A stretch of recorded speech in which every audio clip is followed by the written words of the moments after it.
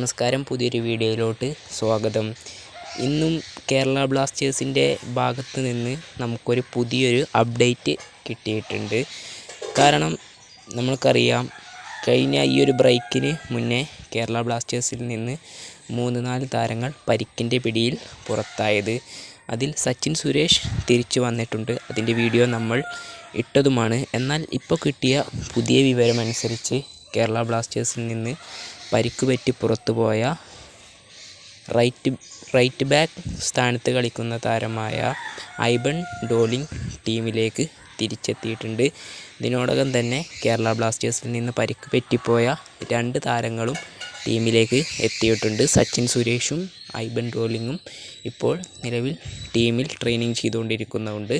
അപ്പോൾ ഇതാണിപ്പോൾ കേരള ബ്ലാസ്റ്റേഴ്സിൻ്റെ ഭാഗത്തു നിന്ന് വന്ന ഒരു പോസിറ്റീവ് വാർത്ത. ഇനി പ്രബീർദാസിൻ്റെ കാര്യം നമുക്കൊന്നും കൂടെ റിസർച്ച് ചെയ്യേണ്ടതുണ്ട്. പ്രബീർദാസും കൂടെ ടീമിലേക്ക് എത്തി എന്ന് തന്നെയാണ് ഇപ്പോൾ റിപ്പോർട്ടുകൾ സൂചിപ്പിക്കുന്നത്. അത് നമുക്കൊന്നും കൂടെ വിശകലനം ചെയ്തുകൊണ്ട് അതിൻ്റെ ഒരു വീഡിയോയും ഇടാം. ഇപ്പോൾ എന്തായാലും ഐബൺ ഡോളിംഗ് ടീമിലേക്ക് എത്തിയിട്ടുണ്ട്. ഇതൊരു പോസിറ്റീവ് വാർത്ത തന്നെയാണ് കേരള ബ്ലാസ്റ്റേഴ്സിൻ്റെ ആരാധകർക്ക്.